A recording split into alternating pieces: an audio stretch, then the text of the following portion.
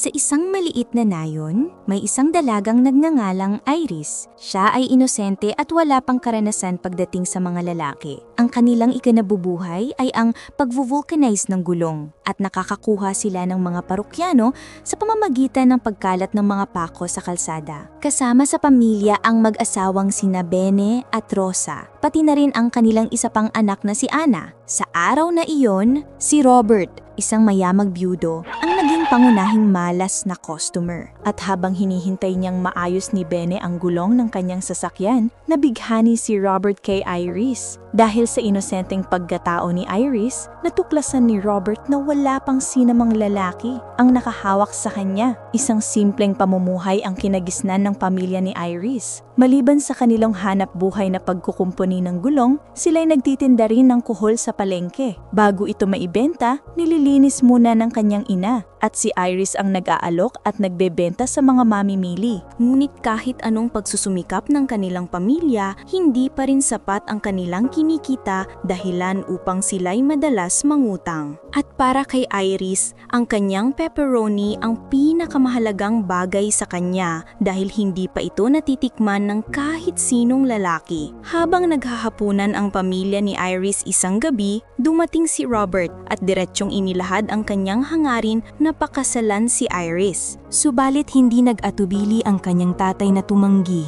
sapagkat naniniwala siyang hindi pa ito ang tamang panahon. Ngunit si Robert ay hindi natinag. Ipinakita niya ang kanyang lihim na sandata, ang kapangyarihan ng kanyang yaman. Ipinangako niyang ibibigay ang 10 milyong piso kina Bene at Rosa, kapalit ng isang patunay na si Iris ay nananatiling walang karanasan sa sinumang lalaki.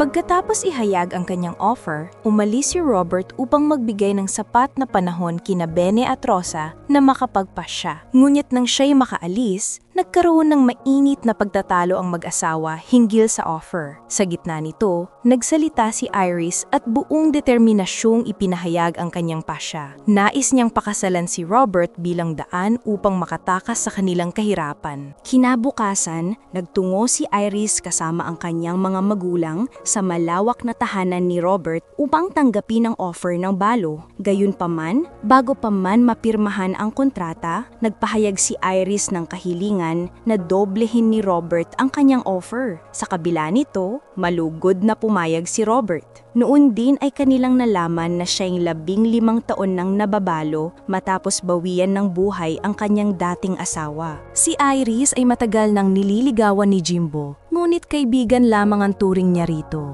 Isang araw, dinala siya ni Jimbo sa sementeryo at bigla siyang hinalikan na nagustuhan din naman ni Iris. Gayunpaman, nang subukan ni Jimbo na isang pa siya sa ibabaw ng isang nicho upang pasukin ang kanyang virgin forest, tumanggi si Iris at ipinaalam na malapit na siyang ikasal. Nasaktan si Jimbo sa naging pahayag ni Iris at habang paalis na ang dalaga, bigla siyang pinigilan ng binata. Mariin niyang iginiit na siya ang nararapat na unang makatikim ng pepperoni ni Iris. Sa pagtutol at pagpiglas ng dalaga, sumiklab ang galit ni Jimbo at siya'y kanyang tinamaan, dahilan upang manghina si Iris. At sa kabila ng kanyang paglaban, matagumpay na napunit ni Jimbo ang sedula ng dalaga, isang tanda ng pagkasira ng tiwala at dangal na pilit niyang pinangangalagaan. Naiwan si Iris na lumuluha sa tindi ng sakit, samantalang si Jimbo ay tumalikod at tuluyang umalis. Sa araw ng kanyang kasal, pinili ni Iris na manahimik tungkol sa kanyang sinapit.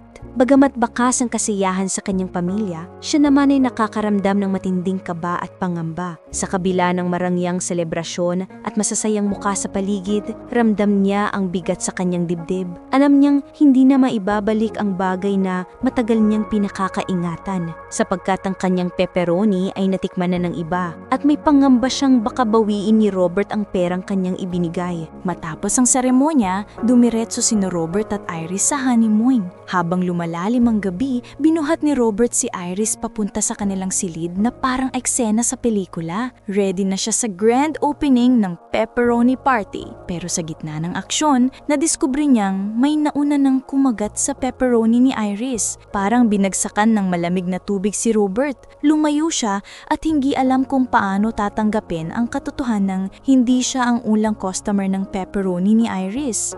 Sa labas, makikitang malalim ang iniisip ni Robert habang nagsisindi ng sigarilyo, parang bida sa telenovela. Samantala, si Iris naman ay iyak ng iyak hanggang sa makatulog sa sahig, parang nalobat na cellphone. Nang bumalik si Robert at makita ang asawa, dahan-dahan niya itong binuhat at inilipat sa sofa, parang naglipat lang ng sako ng bigas. Kinabukasan habang nag-aalmusal, biglang sabi ni Iris, "Gusto ko na pong umuwi sa amin." Pero agad siyang pinigilan ni Robert. Sabot niya, "Hoy, bawal! Naglabas ako ng milyon tapos uuwi ka lang? Hindi ito parang Shopee na may 7-day return policy." At pagbalik sa bahay ni na Iris, dumating ang mag-asawa na instant milyonaryo. Ang itsura nila, parang nanalo sa Wow Wow Win, bit-bit ang sangkatutak na shopping bags. Samantala, dumating din si Laila, ang kaibigan ni Iris, at tinanong si Ana kung bakit hindi na ito nagtitinda. Laking sorpresa niya nang malaman na ikinasal na pala ang kanyang kaibigan. Samantala, habang mahimbing na natutulog si Iris sa sopa, nilapitan siya ni Robert na may malamig na pag-uugali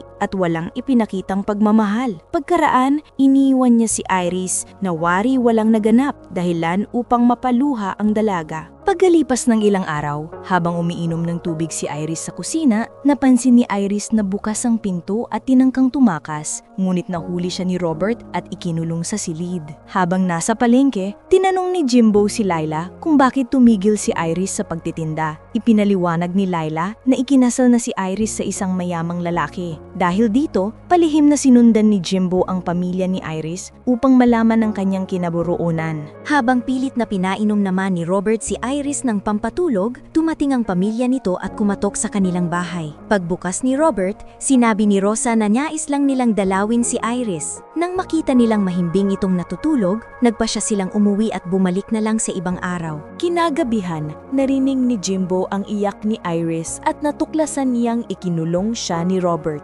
Palihim siyang pumasok sa bahay at ginawa ang lahat para matulungan itong makatakas. Imbes na agad na lumabas at tumakas, tinikman na muna ni Jimbo ang pepperoni ni Irish at nagsagupaan ang dalawa sa loob. At matapos ang kanilang mukbang, napagdesisyonan na nilang tumakas. Ngunit bago sila makatakas, nahuli sila ni Robert at binaril si Jimbo na agad nitong ikinamatay. Samantala, nakatakas si Iris at nakasakay sa tricycle upang humingi ng tulong. Pag-uwi, nagsumbong siya sa mga magulang, ngunit dumating si Robert, sinaktan ng mag-asawa at muling dinala si Iris pabalik sa kanilang bahay. Bago sila makalayo, binaril ni Benny si Robert, kaya bumangga ang sasakyan at namatay ito. Agad binuhat ni Rosa ang anak. Ilang araw matapos ang insidente, dumating ang abogado at ipinaalam kay Iris na dahil sa bisang ang kanilang kasal, lahat ng ari-arian at yaman ni Robert ay mapupunta sa kanya. Nagtapos ang eksena sa pag-alis ng abogado. Kasabay nito, muling may naflatan sa harap ng bahay nila. Isang pamilyar na taktika ni Benny para makakuha ng customer sa kanyang vulcanizing shop.